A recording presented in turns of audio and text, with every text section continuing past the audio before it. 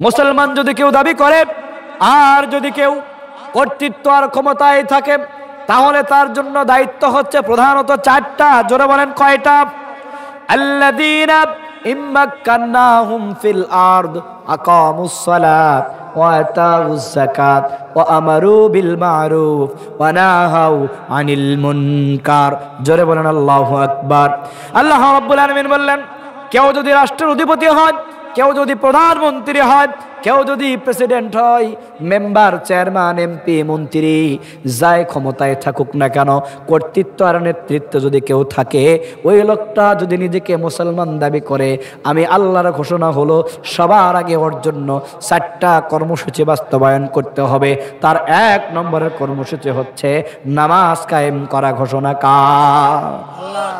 আল্লাহ বললেন, ক্ষমতায় থাকলে তোমার 1 নম্বরের কাজ তুমি নামাজ কায়েম করো। আর আজকে যারা ক্ষমতায় যায়, ওদের 1 নম্বর কাজ হচ্ছে বারবার ক্ষমতায় যায় আর নামাজীদের বিরুদ্ধে ব্যবস্থা গ্রহণ করে। বলেন ঠিক কিনা? তাহলে ওরা আল্লাহর পক্ষে আছে না বিপক্ষে? পক্ষে আছে না বিপক্ষে? আপনি আল্লাহর বিপক্ষে থাকবেন, আলেমদের নামে মামলা করবেন, নির্যাতন করবেন, রিমান্ডে নেবেন, আয়না করে নির্যাতন করবেন, ফাঁসির কাষ্ঠের ব্যবস্থা করবেন, আবার জান্নাতও চাইবেন। দুইটা কি একসাথে হতে পারে? মা সালাকাকুম ফি সাকার, কেন জাহান্নামে এসেছো? লাম নাকু মিনাল মুসাল্লিন, আমরা নামাজ আদায় করতাম না, নামাজ কায়েম করি নাই, নামাজীদের সাথে ছিলাম না, বরং নামাজীদের বিরুদ্ধে আমাদের অবস্থান ছিল, যার কারণে আজকে ঠিকানা কোথায়? জাহান্নামের মধ্যে আসতে হয়েছে। তাই ভাইরা, নামাজের দরকার আছে না নাই?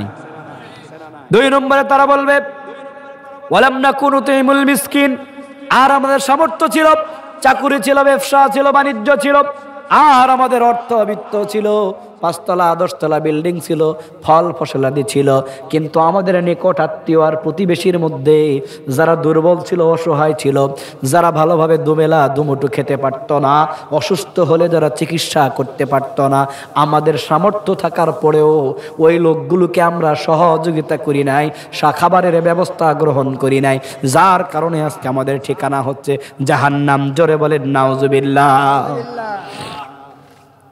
ওই অভাবী লোকদেরকে, ওই মিসকিনদেরকে, ওই অসহায়দেরকে আমরা সহযোগিতা করি নাই, খাবারের ব্যবস্থা করি নাই, ওদের চিকিৎসার ব্যবস্থা করি নাই, যার কারণে আজকে জাহান্নামে এসেছি। বরং আমরা কি করতাম? ওই দরিদ্র মানুষের 10 কেজি 20 কেজি আর 30 কেজির চালের বরাদ্দ যখন আসতো, ওইটা ওদের কাছে দেওয়ার জন্য আমরা আবার 500-1000 টাকা ঘুষের ব্যবস্থা চালু করেছিলাম। ঠিক কিনা? ঠিকানা কোথায়? 3 নম্বরে তারা বলবে ওয়াকুন্না নাকুদু মাআল খায়দিন, আর আমাদের 3 নম্বর অপরাধ হলো দুনিয়ায় আমরা কি করতাম? ইসলামের যারা বিরোধিতা করত, সত্যের যারা বিরোধিতা করত, কোরআনের বিপক্ষে যারা অবস্থান করেছিল, আমরা তাদেরকে কোনো না কোনোভাবে সহযোগিতা করেছি। ইসলামকে যারা কণ্ঠিত করতে চেয়েছিল, কোরআনকে যারা বন্ধ করতে চেয়েছিল, কোরআনের মাহফিলে অনুমতি নেওয়া না নেওয়ার ভান ধরে 144 ধারা জারি করতো যারা, আমরা তাদেরকে কোনো না কোনোভাবে সহযোগিতা করেছি, যার কারণে আজকে ঠিকানা কোথায়? দিনের ভোট যারা রাতে করত, আর ওই অবৈধ ভোটের মাধ্যমে ক্ষমতায় এসে 5 বছরের নামে 15 বছর যারা জনগণের ঘাড়ে পিস্তল রেখে শাসনের নামে শোষণ করে যারা নির্যাতন চালিয়েছে, তাদেরকে আমরা সহযোগিতা করেছিলাম, যার কারণে আজকে ঠিকানা কোথায়? ওয়াকুন্না নাখুদু মাআল খায়দিন। ওই ইসলাম বিরোধীদেরকে সহযোগিতা করেছি, সত্যের বিপক্ষে যারা ছিল তাদেরকে সহযোগিতা করেছি, যার কারণে আমাদের ঠিকানা হচ্ছে জাহান্নাম। কয়টা গেল? 4 নম্বরে তারা বলবে ওয়াকুন্না নুকাজ্জিবু বিয়াউমিদ্দিন, জাহান্নামে আসার আমাদের 4 নম্বর অপরাধ হলো দুনিয়ার জীবনটা শেষ হয়ে যাবে, মৃত্যু আমাদেরকে গ্রাস করে ফেলবে, কবরের জিন্দেগিতে প্রবেশ করতে হবে, অনন্তকালের আখিরাতের জীবনে অবস্থান করতে হবে। আল্লাহ রাব্বুল আলামিন হাসরের ময়দানে পুনরায় একত্রিত করবেন, আমলনামাটা পেশ করে দিবেন, ভালো আমলের জন্য ডান হাতে দিয়ে জান্নাতে দিবেন, মন্দ আমলের জন্য বাম হাতে দিয়ে পাকড়াও করে জাহান্নামে দিবেন। এই যে মৃত্যু হবে, কবরে আসব, আখিরাতে আসব, বিচার হবে, ওয়া কুন্না নুকাজ্জিবু বিয়াউমিদ্দিন, এই বিচারের দিনটাকে পুরোপুরি আমরা মিথ্যা মনে করতাম, যার কারণে আজকে আমরা জাহান্নামের মধ্যে এসেছি। এই চারটা বিষয় বলার পরে তারা বলবে হাত্তা আতানাল ইয়াকিন, হায় হায় আজ আমরা ধরা খেয়েছি। সেদিন কি বলবে? হাত্তা আতানাল ইয়াকিন, হায় হায় আজ এসে আমরা ধরা খেয়েছি। ওই দিন ধরা খেয়েছি বলার পরে আর বাঁচার কোনো উপায় থাকবে? বাঁচার উপায় থাকবে? দুনিয়ায় বিপদে আপদে বালা মুসিবত পড়লে বাঁচার উপায় আছে না নাই? আপনার যদি 5,000 টাকার দরকার হয়, বিপদে পড়েছেন, স্ত্রীর চিকিৎসা করবেন, টাকা পাচ্ছেন না, আরেকজনের কাছে গেলে ধার করার, ঋণ করার, হাওলাত করার সুযোগ আছে না নাই? যে কোনো বিপদে পড়লে দুনিয়ায় উদ্ধার হওয়ার মতো বিকল্প রাস্তা চালু হয়, কিন্তু ওই দিন বিপদে পড়ে জাহান্নামে যাওয়ার পরে ওখান থেকে আর বাঁচার উপায় আছে?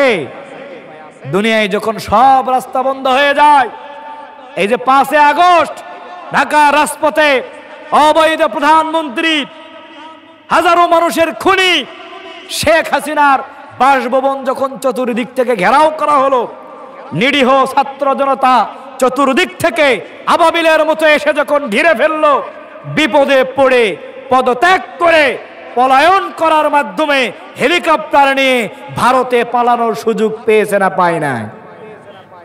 আমি আপনাদেরকে প্রশ্ন করি, দুনিয়ায় অসংখ্য মানুষকে নির্যাতন করেছেন, খুন করেছেন, অন্যায় করেছেন, জুলুম করেছেন, জনগণ ঘিরে নিয়েছে, বিপদে পড়েছেন, পিছনের দরজায় হেলিকপ্টার লাগিয়ে পালিয়ে গিয়েছেন। ওই দিন জাহান্নামে নিক্ষিপ্ত হওয়ার পরে জাহান্নাম থেকে বাঁচার জন্য হেলিকপ্টারের ব্যবস্থা কে করে দিবে? পাবে ওই দিন হেলিকপ্টার? পাবেন? তাহলে ওই জাহান্নাম থেকে বাঁচার জন্য আমাদের প্রস্তুতি গ্রহণ করার দরকার আছে না নাই? এই 4টা অপরাধের বর্ণনা দেওয়ার পর আরো বলবে হাত্তা আতানাল ইয়াকিন, হায় হায় আজ এসে আমরা ধরা খেয়েছি। এরপরে যখন জান্নাতীরা তাদেরকে যখন জিজ্ঞেস করবে আলাম ইয়াতিকুম নাযিরান, কেন তোমরা জাহান্নামে এসেছ? তোমাদের কাছে কি কোনো সতর্ককারী যায় নাই? তোমাদেরকে কি আলেমরা জাহান্নামের ভয় দেখায় নাই? জান্নাতের নিয়ামতের বর্ণনা কি তোমাদের সামনে দেওয়া হয় নাই? তোমাদের কাছে কি নবী রাসূল যায় নাই? তোমাদের কাছে কি নবীর ওয়ারিস আলেমরা কি তোমাদের কাছে যায় নাই? ইমামরা, খতিবরা তোমাদেরকে কি জাহান্নামের ভয় আর জান্নাতের নিয়ামতের বর্ণনা দেয় নাই? ওই দিন তারা উত্তর দিবে ক্বালু বালা, হ্যাঁ আলেমরা বলেছিল, ইমামরা বলেছিল, আমাদেরকে নবী রাসূলরা বলেছে, কিন্তু আমরা সেটাকে মিথ্যা প্রতিপন্ন করেছি। আমরা ওদেরকে আল বদর, আল শাম, রাজাকার আর দেশদ্রোহী বলে ওদেরকে প্রত্যাখ্যান করেছিলাম। হাত্তা আতানাল ইয়াকিন, হায় হায় আজ এসে আমরা ধরা খেয়েছি। কিন্তু এই ধরা খাওয়ার ঘোষণা দেওয়ার পরে ওই দিন আর বাঁচার কোনো উপায় আছে? আছে? আল্লাহ তাআলা আমাদেরকে ওই কঠিন ভয়ঙ্কর জাহান্নামের আযাব থেকে হেফাজত করুন। সকলে বলি আমিন। আমার ভাইয়েরা, আমি আমার আলোচনার শুরুতেই আপনাদের সামনে জাহান্নামে যাওয়ার কারণ হিসেবে সূরা আল মুদ্দাসসিরের 42 থেকে 47 নম্বর আয়াতকে কেন্দ্র করে সংক্ষিপ্তভাবে বলার চেষ্টা করেছি যে কোন অপরাধ করলে আমাদের ঠিকানাটা জাহান্নাম হবে। আপনারা কি আমার কথা বুঝেছেন? বুঝতে পেরেছেন? আল্লাহ তাআলা এই অপরাধগুলো থেকে হেফাজত করে আমাদের জাহান্নামের আযাব থেকে বাঁচিয়ে দিক। সকলে বলি আমিন। চলেন আজকের আমার তিলাওয়াতকৃত সূরায় আমরা প্রবেশ করি। সংক্ষিপ্ত সময়ে প্রধান বক্তা আসার আগ পর্যন্ত আজকে আমরা আমাদের তিলাওয়াতকৃত এই সূরা থেকে কথা বলতে চাই। আপনাদের কি ঘুম ধরেছে? মন খারাপ হচ্ছে যে বক্তা কিস্সা কাহিনী বলতেছে না, অনেক জোরে সোরে লম্বা একটা টান দিচ্ছে না, সুর দিচ্ছে না, এগুলো কথা কি শোনা যায়? এরকম মনে হচ্ছে? শুনতে যেরকমই লাগুক, আমি কি বানিয়ে বলতেছি না? কোরআন থেকে কথা বললে আমি আগেই বলেছি আপনার শুনতে খারাপ লাগুক আর ভালো লাগুক, বাধ্য হয়ে আপনাকে শুনতে হবে। কোরআনের বাহিরে বলবো, জায়গায় দাঁড়িয়ে যাবেন, লোকমা দিবেন, আঙুল উঁচু করে বলবেন কোরআনের বাহিরে এই কথা কেন বললেন, আমি থেমে যাব, মাইক আপনাকে ছেড়ে দিব, ঠিক কিনা?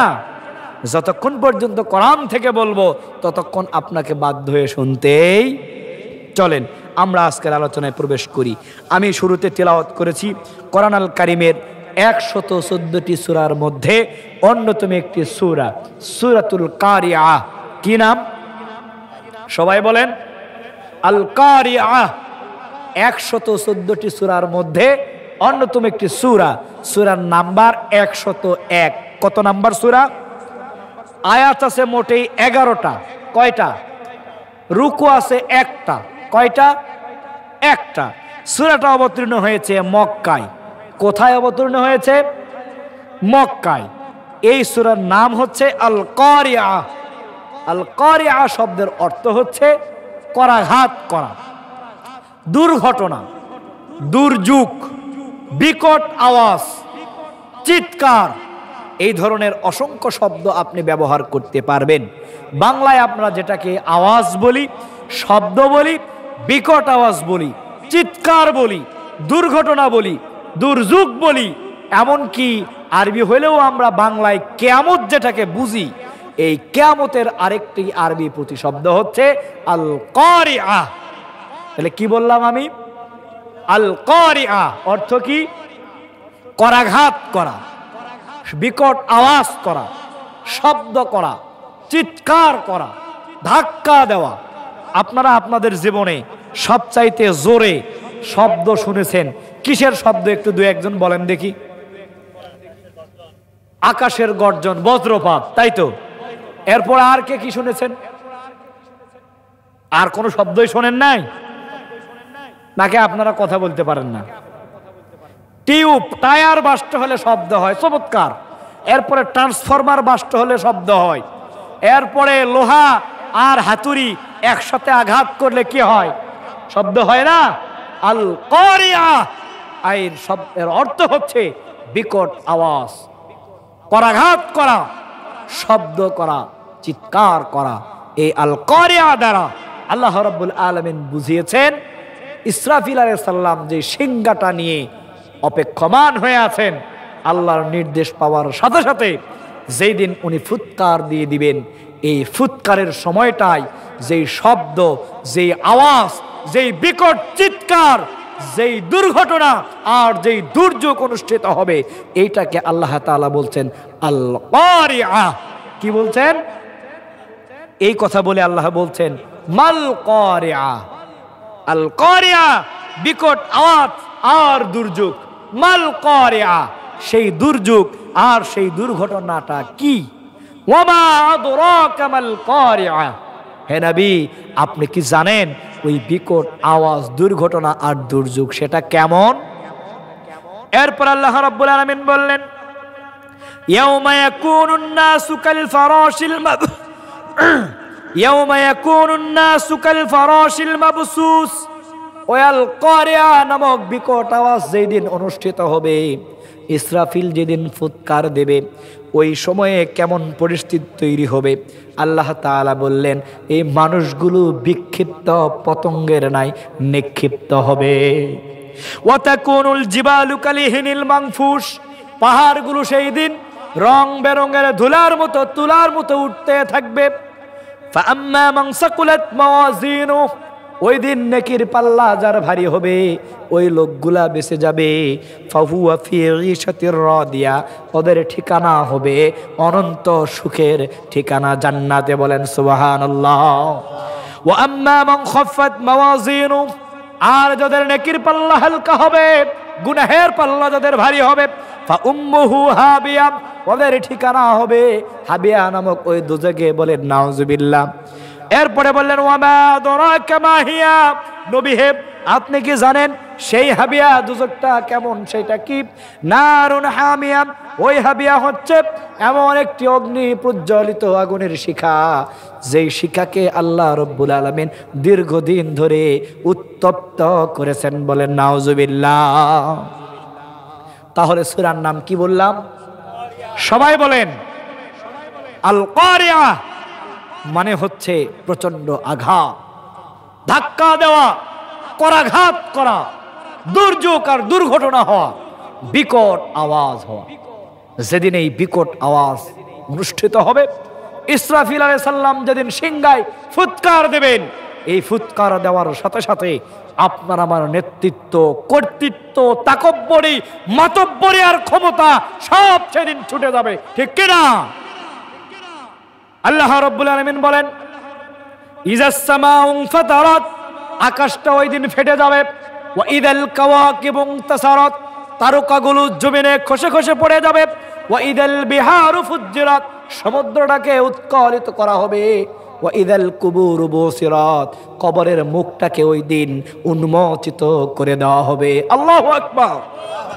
আল কারিয়াতু মাল কারিয়া ওয়া মা আদরাকা মাল কারিয়া।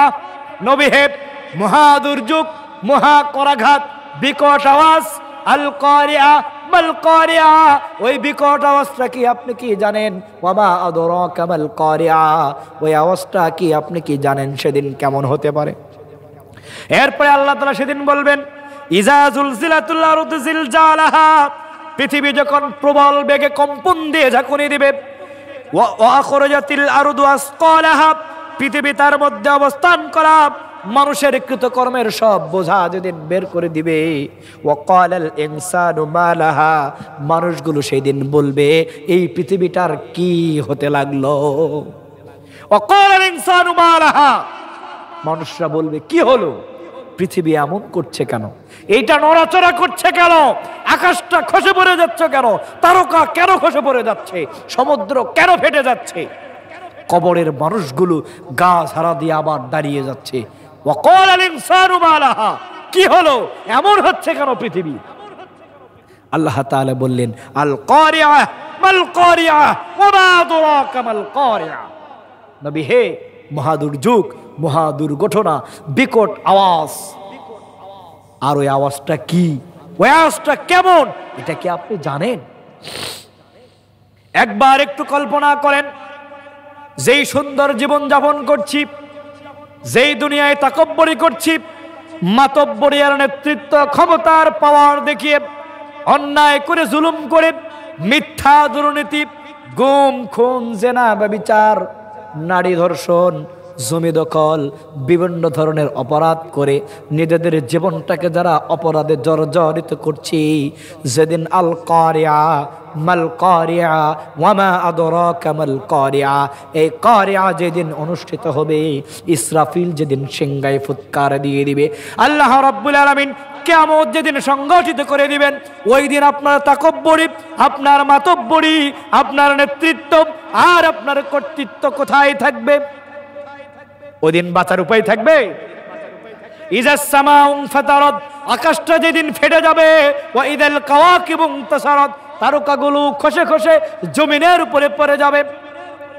ওয়া ইদাল বিহারু ফুজ্জিলাত, যেই সমুদ্র পানির ঢেউয়ে টকবক টকবক করে, ঢেউটা ঢেউ খেলে খেলে এমন ভাবে ঢেউটা আঘাত করে যে ঢেউ দেখলে আমাদের ভয় আসে না। না, ওই পানিগুলো শুকিয়ে ফেলা হবে, সমুদ্রের তলদেশকে ফাটিয়ে দেওয়া হবে, ওই সমুদ্র থেকে আগুনের তাপ উঠতে থাকবে।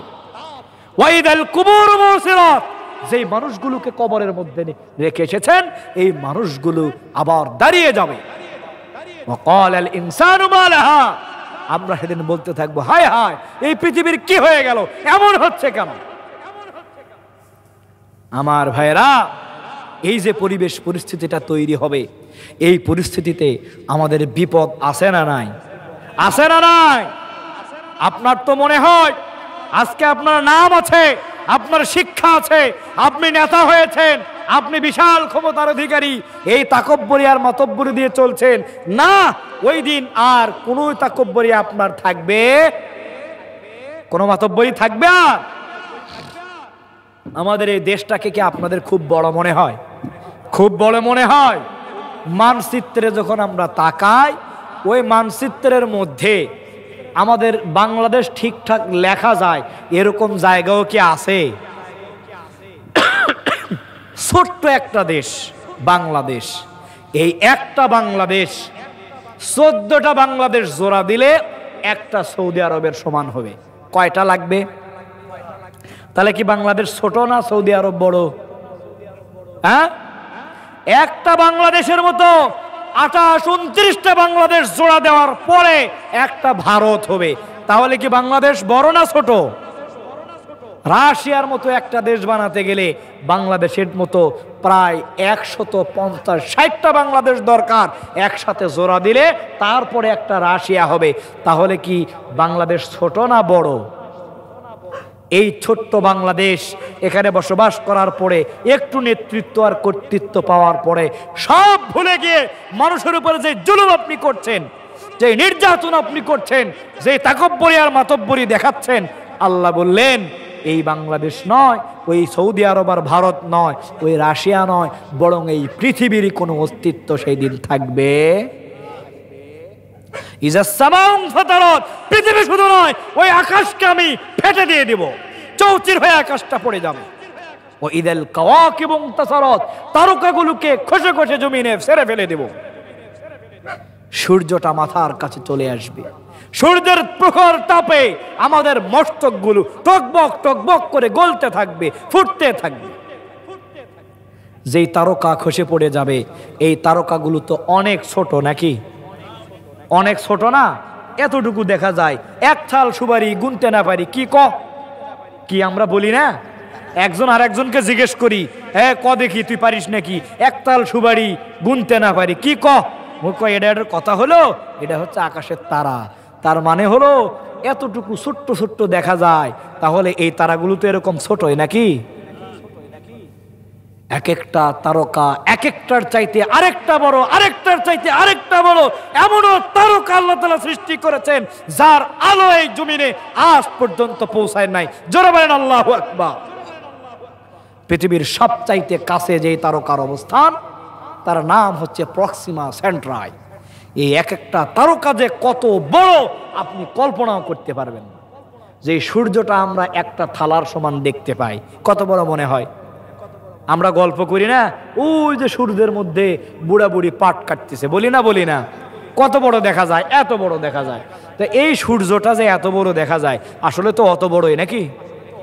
এই পৃথিবীর তুলনায় 13 লক্ষ গুণ বড়। কত বড়?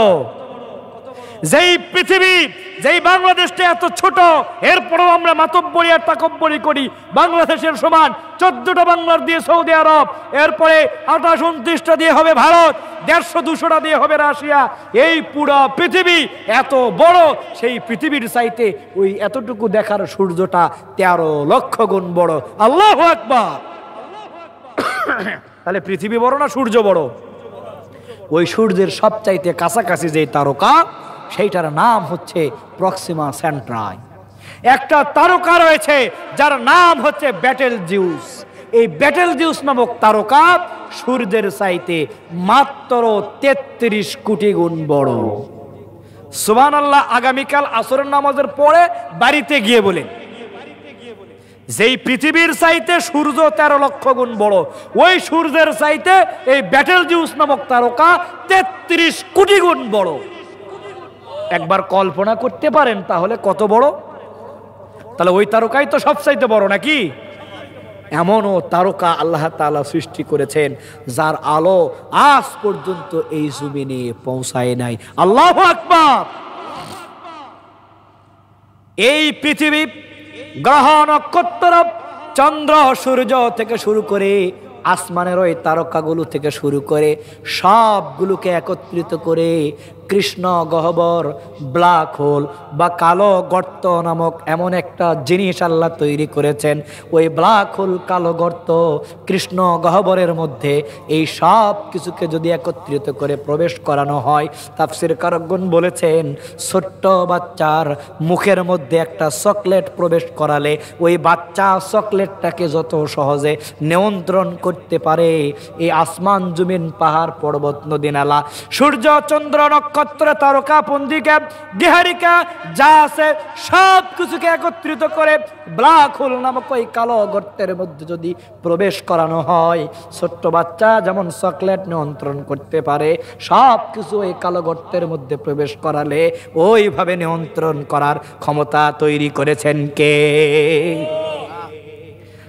একবার কল্পনা করেন।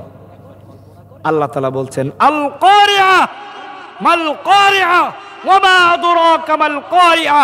নবী হে, দুনিয়ায় যারা তাকব্বরি করছে, মাতব্বরি যারা করছে, ক্ষমতার পর যারা দেখাচ্ছে, মানুষের উপরে যারা জুলুম করছে, অন্যায়, জেনা, ব্যভিচার, মিথ্যা, গুম, খুন, দুর্নীতিতে যারা ব্যস্ত হয়ে আছে, আলেমদের নামে যারা মামলা করে, নির্যাতন করে, ক্রসফায়ার আর ফাঁসির কাস্টের ব্যবস্থা যারা করেছে, ওদেরকে একবার বলো আল কারিয়া মাল কারিয়া ওয়া মা আদরাকা মাল কারিয়া। ওই করাঘাত, দুর্যোগ আর দুর্ঘটনা আমি যখন অনুষ্ঠিত করাবো, এই লোকগুলোকে তখন খুঁজে পাওয়া যাবে। আল্লাহ রাব্বুল আলামিন বললেন, এই মাতব্বরি করা মানুষের পরিণতি কি হবে? ইয়াউমা ইয়াকুনুন নাসু কাল ফারাশিল মাবসুস।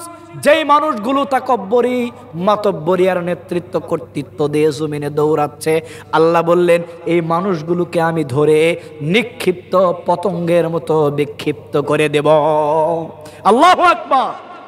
এই মানুষের কোনো অস্তিত্ব সেদিন থাকবে। ওয়া তাকুনুল জিবালু কালিহিনিল মানফুস। মানুষ তো দূরের কথা, একটা মানুষ 5 ফুট 6 ফুট না হয় 7 ফুট উচ্চতা হতে পারে, ওজন না হয় 100 থেকে 150 কেজি পর্যন্ত হতে পারে, কিন্তু আল্লাহ বললেন ওয়া তাকুনুল জিবালু কালিহিনিল মানফুস। মানুষ তো বিক্ষিপ্ত পতঙ্গের মতো নিক্ষিপ্ত হবেই, বরং যেই পাহাড়গুলোকে তোমরা দেখতে পাও, ওই পাহাড়গুলোকে আমি রং বেরঙের তুলার মতো উড়াইতে থাকব। আল্লাহু আকবার। কল্পনা করেন তো পাহাড়গুলো কত বড়। আমরা সবাই মিলে এখান থেকে ওই নেপালের মাউন্ট এভারেস্টে গিয়ে যদি ধাক্কা মারি, পাহাড় তো উড়ে যাবে নাকি? হ্যাঁ, আমাদের সুবলং পাহাড়ে যদি যাই, ময়মনসিংহের গারো পাহাড়ে যদি যাই, আমরা ধাক্কা ধাক্কি করলে পাহাড় তো সরে যাবে। হিমালয় পর্বত সরবে না? আমেরিকার আলাস্কা পর্বত সরবে না? এরপরে তুর পাহাড়, এই পৃথিবীর সবচাইতে বড় বড় পাহাড় যেগুলো আছে, এগুলোকে আমরা ধাক্কায় কি সরাতে পারবো? আল্লাহ বললেন মানুষদেরকে বিক্ষিপ্ত পতঙ্গের মতো নিক্ষিপ্ত করে দিব। মানুষই নয়, যেই বড় বড় পাহাড় তোমরা দেখতে পাও, ওই পাহাড়কে আমি সেদিন তুলার মতো, রং বেরঙের তুলার মতো উড়াইতে থাকবো। আল্লাহু আকবার। যেই পাহাড় আমরা দেখতে পাই, যত বড় দেখি, পাহাড় কি আসলেই এত বড় নাকি আরো বড়? তাফসীর ইবনে কাসির, মারিফুল কোরআন ফি জিলালিল কোরআন, এরপরে আল্লামা সাইয়্যিদ আবুল আল মওদুদী তাফহিমুল কোরআন থেকে শুরু করে সব তাফসীর বের করবেন, একই ভাষা তারা ব্যবহার করেছেন। তাফসীর কারকগণ বলেন আল্লাহ রাব্বুল আলামিন বলেছেন পাহাড়টা আমরা দেখতে পাই ঠিক ততটুকু, একটা কাঠের মধ্যে 4 ইঞ্চি 6 ইঞ্চি 8 ইঞ্চির লোহা বসানোর পরে গোল মাথাটা দেখা যায় যেমন। আল্লাহু আকবার। 2 ইঞ্চি 4 ইঞ্চি 6 ইঞ্চি 8 ইঞ্চির লোহা আছে না নাই? কাঠের মধ্যে যখন বসায় দেই, পুরা লোহাটাই তো ভিতরে থাকে, উপরে দেখা যায় কতটুকু? গোল মাথাটা দেখা যায়। তাফসীর কারকগণ বলেন কাঠের মধ্যে লোহার যেরকম পুরা অংশ থাকে আর মাত্র মাথাটা দেখা যায়। পাহাড়টাকে আল্লাহ তাআলা এত বড় করে তৈরি করেছেন, যত বড় পাহাড় আমরা দেখতে পাচ্ছি, এই বড় পাহাড়গুলো ওই কাঠ আর লোহার তুলনায় এমন যে লোহার যেরকম শুধু মাথা দেখা যায় আর পুরোটাই ভিতরে থাকে। যেই পাহাড়টা এত বড় দেখতে পাচ্ছেন, হিমালয় পর্বত বলেন, মাউন্ট এভারেস্ট বলেন, তুর পাহাড় বলেন, আমেরিকায় আলাস্কা পাহাড় বলেন, সেই পাহাড়কে যত বড় দেখতে পাচ্ছেন এতটুকুই নয়, বরং পাহাড়টাকে যতটুকু দেখছেন, এই পাহাড়টা ওই লোহার তুলনায় কাঠের ভিতরে যেরকম লোহা বেশি থাকে। পাহাড় যদি রং বেরঙের তুলার মতো উঠতে থাকে, আপনার আমার অবস্থা সেদিন কেমন হতে পারে? যে তাকব্বরি, এই মাতব্বরি, এই নেতাগিরি, এই ক্ষমতা, আর এই যে আপনার মানুষের উপরে জুলুম করে চলা, গীবত করা, চুগলখড়ি করা, মানুষের বিয়ে ভেঙে দেওয়া, মানুষের সম্পদ দখল করা, মানুষের অধিকার লুণ্ঠন করা, যে অন্যায় কাজগুলো করছেন, একটু ভাবেন তো, পাহাড় যেদিন তুলার মতো উঠতে থাকবে, ওই দিন আপনার অবস্থাটা কেমন হবে? আল্লাহ বললেন ইয়াউমা ইয়াকুনুন নাসু কাল ফারাশিল মাবসুস। মানুষগুলো সেদিন বিক্ষিপ্ত পতঙ্গের ন্যায় নিক্ষিপ্ত হতে থাকবে। ওয়া তাকুনুল জিবালু কালিহিনিল মানফুস। পাহাড়গুলোকে আমি আল্লাহ তাআলা রং বেরঙের তুলার মতো উড়াইতে থাকব। ইজাস সামাউন ফাতারাত, আকাশটাকে আমি আল্লাহ ফেটে দিব। ওয়া ইদাল কাওয়াকিবু তাসারাত, ওই বড় বড় তারকাগুলোকে আমি আল্লাহ জমিনে খসে খসে ফেলে দিব। আপনার আমার অবস্থা সেদিন কেমন হতে পারে? আল কারিয়া মাল কারিয়া ভাবে মায়েদের সন্তান ভূমিষ্ঠ করার জন্য কমপক্ষে 8 থেকে 9 মাস লাগে, ঠিক কিনা? 10 মাসও অনেকের লাগে। তবে 8 মাসের আগে যদি হয় এটা কি স্বাভাবিক হয় না অস্বাভাবিক? আল্লাহর নবী বলেন এই আল কারিয়া বিকট আওয়াজের দুর্ঘটনা, এই কিয়ামত যেদিন অনুষ্ঠিত হবে ইসরাফিলের সিংহায় এমন ফুৎকার মারবে, এমন বিকট শব্দ হবে, এই শব্দে 2 মাস 3 মাস 4 মাসের গর্ভবতী মহিলা যারা থাকবে এদের পেট ফেটে বাচ্চাগুলো বের হয়ে যাবে। একবার কল্পনা করতে পারেন কি পরিস্থিতি তৈরি হতে পারে? সেদিন আমার আপনার অস্তিত্ব আর থাকবে? আল কারিয়া তুমাল কারিয়া ওয়া মা আদরাকা মাল কারিয়া, সেই করাঘাত, সেই দুর্যোগ, সেই দুর্ঘটনা। হে নবী, সেই দুর্ঘটনাটা কেমন? এই দুর্ঘটনার কথা খেয়াল করে মানুষদেরকে তুমি সতর্ক করো, ওই জাহান্নামের তুমি ভয় দেখাও, এই মানুষদেরকে কবরের আযাব সম্পর্কে ভয় দেখাও, এদেরকে সজাগ সচেতন করে দুনিয়ার জীবনকে প্রাধান্য না দিয়ে আখিরাতের জীবনকে প্রাধান্য দিয়ে এই মানুষগুলোকে তুমি জান্নাত উপযোগী করে তৈরি করো। আল্লাহু আকবার। নবী রাসূলুল্লাহ দীর্ঘদিন ইসলামের জন্য কাজ করেছেন, কোরআনের জন্য কাজ করেছেন, আল্লাহর বাণীগুলো মানুষের সামনে তুলে ধরেছেন। জাহান্নাম থেকে বাঁচার জন্য নাকি জাহান্নামে যাওয়ার জন্য? জাহান্নাম থেকে বাঁচার জন্য আল্লাহর নবীরা মানুষদের দ্বারা দ্বারে ঘুরেছেন, মানুষদের কাছে দাওয়াতে কাজ করেছেন। আল্লাহর নবী ওই জাহান্নাম থেকে হেফাজত করার জন্য আমাদেরকে বারবার সজাগ আর সতর্ক করছেন। আল্লাহ তাআলা সেই কথাটি আমাদেরকে সূরাতুল কারিয়ার মধ্যে 101 নম্বর সূরা মাত্র 11টা আয়াত দিয়ে আল্লাহ রাব্বুল আলামিন আমাদেরকে অত্যন্ত চমৎকার ভাবে বোঝানোর চেষ্টা করলেন। বান্দা, আল কারিয়া নামক দুর্ঘটনা যেদিন ঘটবে, বিকট আওয়াজ যেদিন হবে, দুর্যোগ যেদিন অনুষ্ঠিত হবে, ইসরাফিল যেদিন সিংহার ফুৎকার দিবে, ওই দিনের ভয়ঙ্কর পরিস্থিতি থেকে তোমাদেরকে বাঁচানোর কেউ থাকবে না। সুতরাং তাকব্বরি মাতব্বরি করো না, সব অশ্লীলতা, অন্যায়, জুলুম, ইসলাম বিরোধী কাজ সেরে এই কোরআনের দিকে আসার দরকার আছে না? না আছে না? নয়। মৃত্যু চলে আসবে। এই কিয়ামত যদি চলে আসে প্রত্যেককে মৃত্যুবরণ করতে হবে না? হবে না? মৃত্যু আসার পরে, মৃত্যু যখন আমাদেরকে গ্রাস করবে, মৃত্যু নামক জিনিস গ্রাস করে ফেলার পরে আমাদেরকে কবরের মধ্যে দাফন করা হবে।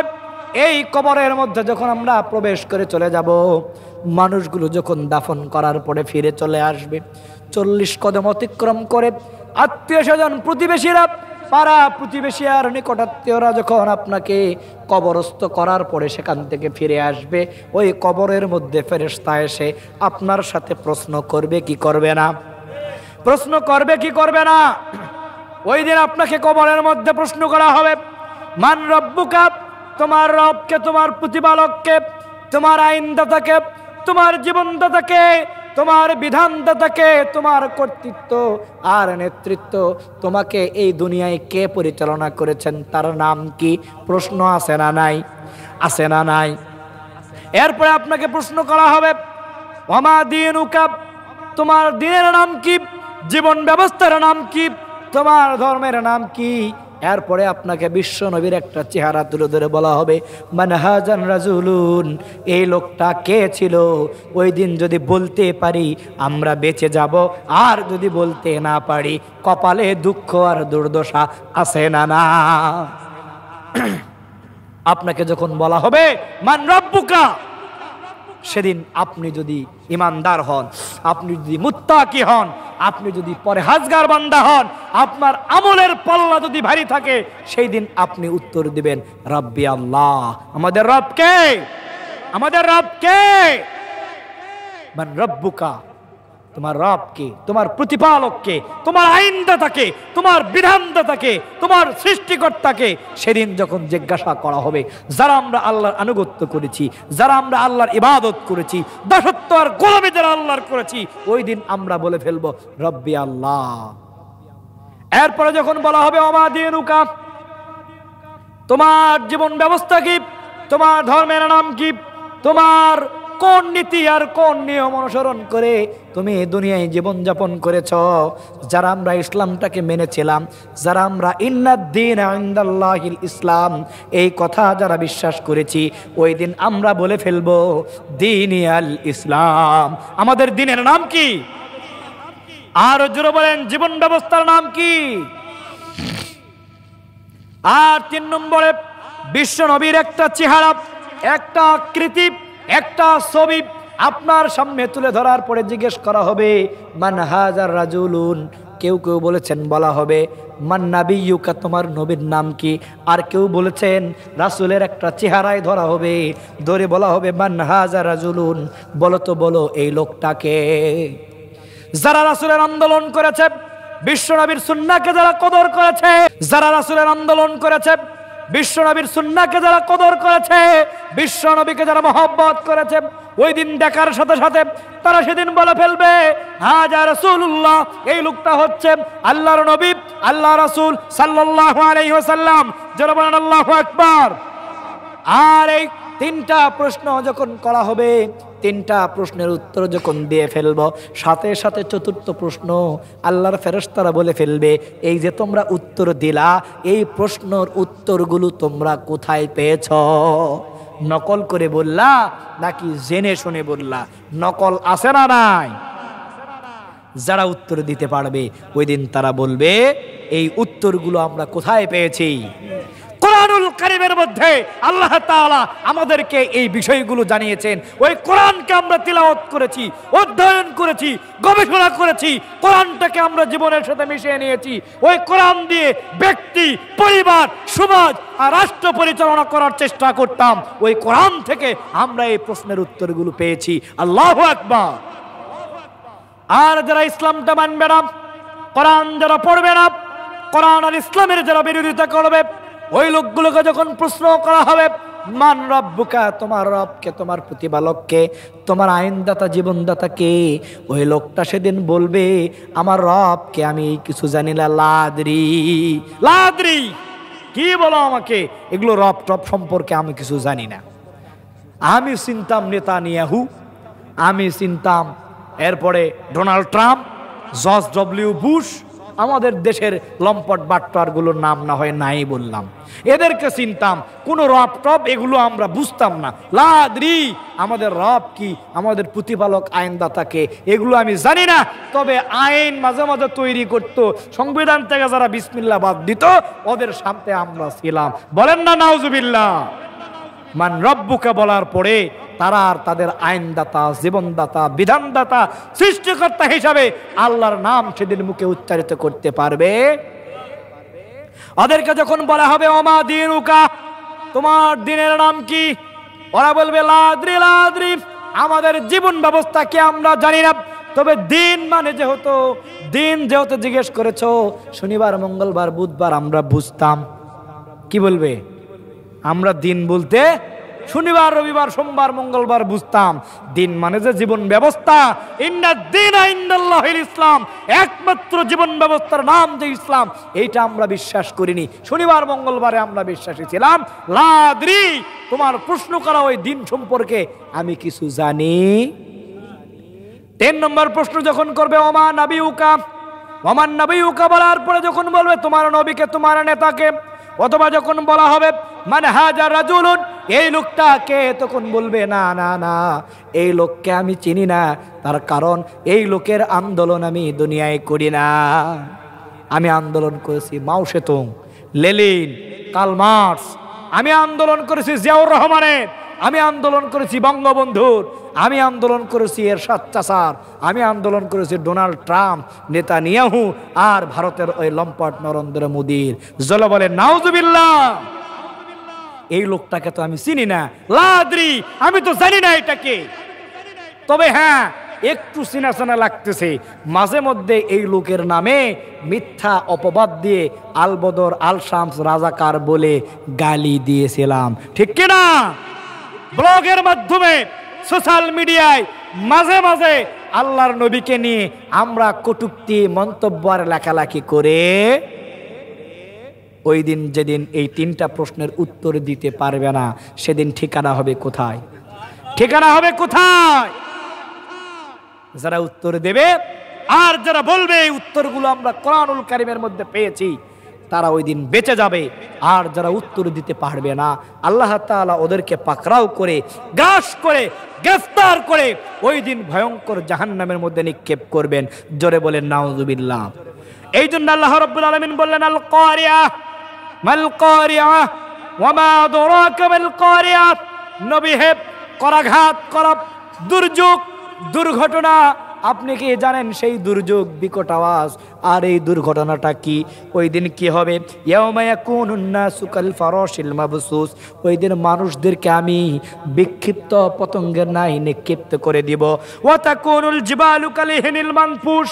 পাহাড়গুলোকে আমি তুলার নাই, রং বেরঙের তুলার নাই আমি উড়াইতে থাকবো। এরপরে আমি সেদিন কি করব?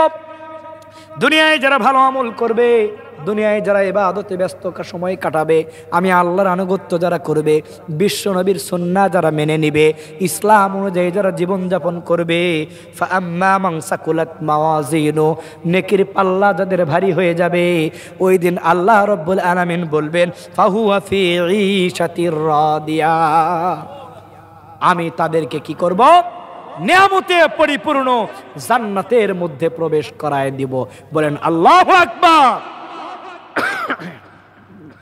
আর যারা দুনিয়ায় পাপ কাজ করবে, নামাজ যারা আদায় করবে না, দুঃখ দুর্দশা, দুর্নীতি, অন্যায়, জুলুম, জেনা, ব্যভিচার, অশ্লীলতার মধ্যে যারা নিয়োজিত থাকবে, যাদের কি হবে?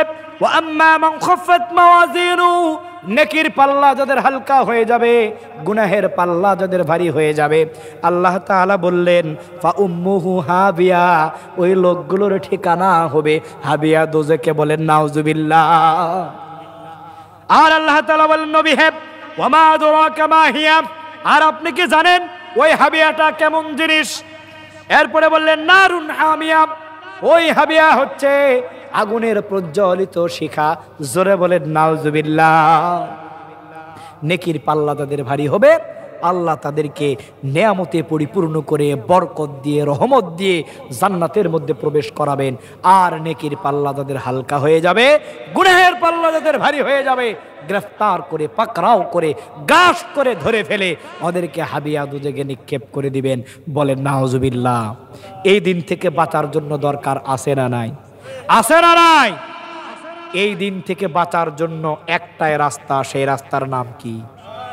এই কোরআন দিয়ে যারা জীবন পরিচালনা করবে, কোরআন দিয়ে যারা পরিবার পরিচালনা করবে, কোরআন দিয়ে যারা সমাজ পরিচালনা করবে, রাষ্ট্র যারা কোরআন দিয়ে পরিচালনা করবে, তাদেরকে বাঁচিয়ে দিবেন কে? বাঁচিয়ে দিবেন কে? এই কোরআন যারা বুকে আঁকড়ে ধরবে, কোরআন দিয়ে যারা জীবন চালাবে, কোরআন দিয়ে যারা পরিবার চালাবে, কোরআন দিয়ে যারা জীবন চালাবে, সমাজ চালাবে, কোরআন দিয়ে যারা পার্লামেন্টটাকে চালানোর জন্য প্রচেষ্টা চালাবে, আল্লাহ রাব্বুল আলামিন ওই ভয়ঙ্কর বিপদ থেকে তাদেরকে বাঁচিয়ে দিবেন। বলেন আমিন। আমার ভাইয়েরা, আল্লাহ রাব্বুল আলামিন এই কোরআনুল কারীমটা যখন অবতীর্ণ করেছেন, বিশ্ব নবীকে উল্লেখ করে আল্লাহ তাআলা বলেন, ইন্না আনজালনা ইলাইকাল কিতাবা বিল হক লিতাহকুমা বাইনান নাসি বিমা আরাকাল্লাহ ওয়া লা তাকুল লিল খাইনিনা খসিমা। জোরে বলেন আল্লাহু আকবার। আর জোরে বলেন আল্লাহু আকবার। আল্লাহ রাব্বুল আলামিন বললেন, বিশ্ব নবী, আমি আপনাকে যে কিতাবটা দিয়েছি, যেই মহাগ্রন্থ দিয়েছি, যেই কোরআনুল কারীম আমি আপনাকে অবতরণ করেছি, এই কোরআনটা অত্যন্ত সত্য সহকারে অবতরণ করেছি। জোরে বলেন সুবহানাল্লাহ। বলেন তো এই কোরআনটা সত্য না মিথ্যা? আর জোরে বলেন কোরআনটা মিথ্যা না সত্য? শুধু আপনি বললেই হবে নাকি? আল্লাহ বলেছেন, আল্লাহ রাব্বুল আলামিন বলেন, যালিকাল কিতাবু লা রাইবা ফীহি। জোরে বলেন আল্লাহু আকবার। আর একটু জোরে বলেন আল্লাহু আকবার। আল্লাহ রাব্বুল আলামিন বলেন, নবী হে, যেই কিতাবটা আমি অবতরণ করেছি এই কিতাবের মধ্যে কোনো ভুল, কোনো ভ্রান্তি, কোনো ত্রুটি, কোনো বিচ্যুতি আর কোনো কনফিউশন নাই। জোরে বলেন আল্লাহু আকবার। আছে কোনো ভুল কোরআনের মধ্যে? আছে কোনো ভুল? কেউ খুঁজে পেয়েছে? কিয়ামত পর্যন্ত খুঁজলে কেউ পাবে? আল্লাহ রাব্বুল আমিন বললেন না, কোরআন থেকে ভুল খুঁজলে কেউ তো পাবেই না, বরং কোরআনকে অস্বীকার করে কোনো লাভ নেই। আমি আল্লাহর চ্যালেঞ্জ হচ্ছে, কেউ যদি কোরআনকে মিথ্যা মনে করো, কেউ যদি কোরআনকে ভুল মনে করো, আমার কোরআনের কোন আয়াতকে, কোরআনের কোন সূরাকে কেউ যদি অস্বীকার করতে চাও, তবে যাও, পারলে আমার কোরআনের মতো করে একটা আয়াত কিংবা একটা সূরা কেউ তৈরি করে নিয়ে আসো। কেউ কি পেরেছে? কিয়ামত পর্যন্ত চেষ্টা করলে কেউ পারবে? আল্লাহ তাআলা বললেন, ওয়া ইন কুনতুম ফি রাইবিম মিম্মা নাযালনা আলা আবদিনা ফাতু বিসূরাতিন মিন মিসলিহি ওয়াদউ শুহাদাআকুম মিন দুনিল্লাহি ইন কুনতুম সাদিকিন। আল্লাহু আকবার। আল্লাহ তাআলা বললেন, বান্দারে, কেউ যদি আমার কোরআনকে মিথ্যা মনে করো, কেউ যদি কোরআনের কোন আয়াতকে অস্বীকার করতে চাও, কেউ যদি কোরআনের কোন সূরাকে অস্বীকার করতে চাও, তবে যাও, দুনিয়ায় তোমাদের বন্ধু বান্ধব, আত্মীয় স্বজন, পাড়া প্রতিবেশী আর তোমাদের নেতা কর্মী যারা আছে সবাইকে সাথে নাও। আমি আল্লাহ ছাড়া যার সহযোগিতা প্রয়োজন তার কাছ থেকে সহযোগিতা গ্রহণ করো। পারলে আমার কোরআনের মতো একটা আয়াত কিংবা সূরা তৈরি করে নিয়ে আসো। কেউ কি পেরেছে? কিয়ামত পর্যন্ত চেষ্টা করলে কেউ পারবে? আল্লাহ তাআলা এই জন্যই বললেন, ইন্না আনজালনা ইলাইকাল কিতাবা বিল হক। নবী হে, আমি যেই কিতাবটা অবতরণ করেছি এই কিতাবটা আমি সত্য সহকারে অবতরণ করেছি, লিতাহকুমা বাইনান নাস বিমা আরাকাল্লাহ, যাতে করে আমার দেওয়া কিতাব দিয়ে আপনি মানুষের জীবনের সব সমস্যাগুলো সমাধান করতে পারেন। নারায়ে তাকবীর, নারায়ে তাকবীর। প্রধান বক্তার আগমন, প্রধান বক্তার আগমন, মাওলানা এনামুল ভাইয়ের আগমন, ফুটানীগঞ্জ পশ্চিম পাড়ার পক্ষ থেকে নারায়ে তাকবীর। আলহামদুলিল্লাহ, আমার বড় ভাই, প্রিয় ভাই মাওলানা এনামুল হক উনি এসেছেন।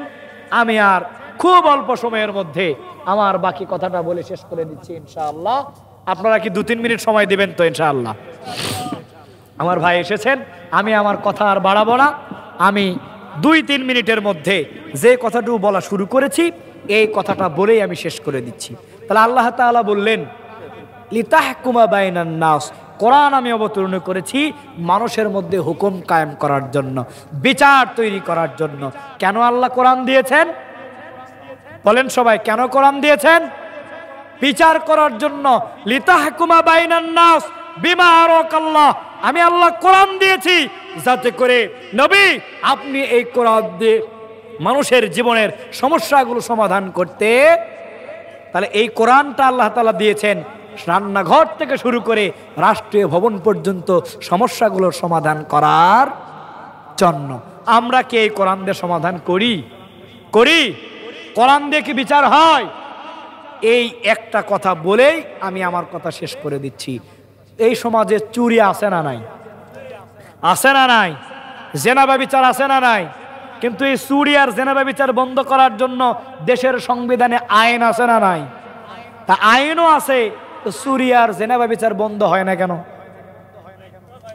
আইন প্রয়োগও করে, কিন্তু ওই মানুষের তৈরি করা আইন প্রয়োগ করলে জেনা ব্যভিচার আর চুরি দূর হওয়ার কোনো সম্ভাবনা। যতদিন পর্যন্ত এই কোরআনুল কারীমের আইন দিয়ে দেশটা পরিচালিত হবে না, ততদিন পর্যন্ত এই সমাজ থেকে মিথ্যা, গুম, খুন, জেনা, ব্যভিচার, চোর আর কোনো অপকর্ম দূর হবে না। জোরে বলেন ঠিক কিনা? চুরির অপরাধ বন্ধ করার জন্য সূরাতুল মায়েদার 38 নম্বর আয়াত থেকে যদি আমরা আইন পাশ করতাম, জেনা ব্যভিচার বন্ধ করার জন্য সূরাতুন নূরের 2 নম্বর আয়াত থেকে আমরা যদি আইন পাশ করতাম, একজন চোরকে ধরে যদি তার হাতটা কেটে দিতাম, আর জেনাকারকে ধরে যদি উন্মুক্ত জায়গায় বেত্রাঘাত করতাম, আর বিবাহিত জেনাকারকে যদি আমরা মাডা পর্যন্ত গেড়ে দিয়ে পাথর নিক্ষেপ করে তার মৃত্যু নিশ্চিত করতে পারতাম, এই দৃশ্য যদি ভিডিও ধারণ করে টিভি টেলিভিশন পত্রিকায় নিউজ আকারে প্রকাশ করা হতো, আমাকে আপনারা বলেন পরের দিন থেকে সুরিয়ার জেনা ব্যভিচার কি করতো? কিন্তু না, আমরা আইন প্রয়োগ করতে রাজি। আমরা মানুষের তৈরি আইন দিয়ে চালাই, এখান থেকে চোর ধরে নিয়ে যায়, চৌমানি বাজার পাওয়ার আগে পকেটের মধ্যে থাকা 4320 টাকা চোর পুলিশের পকেটে ট্রান্সফার দিয়ে গাড়ির থেকে লাফ দিয়ে চলে যায়, ঠিক না? কেউ যদি জেলখানায় চলেও যায়, সেখানে 2-3 মাস থেকে মুরগি চোর, জুতা চোর, ছেঁচড়া চোর জেলখানায় যায়, ডাকাতের সর্দারের কাছে ট্রেনিং নিয়ে চোরের সর্দার হয়ে ডেলিভারি হয়। জোরে বলেন ঠিক না? তাহলে এই কোরআনের শাসন ব্যবস্থার দরকার আছে না নাই? কোরআনের বিচার ব্যবস্থার দরকার আছে না নাই? কারা কারা চান আগামীর পার্লামেন্টটা কোরআনের পার্লামেন্ট হোক? কারা চান আগামীর দেশটা ইসলামের দেশ হোক? আমার আল্লাহকে একটু হাত উঁচু করে দেখায় দেন। নারায়ে তাকবীর, নারায়ে তাকবীর। আল কোরআনের আলো, আল কোরআনের আলো, আল হাদিসের আলো, তোমার নেতা আমার নেতা, নারায়ে তাকবীর। আল্লাহ কবুল করুন, হাত নামান।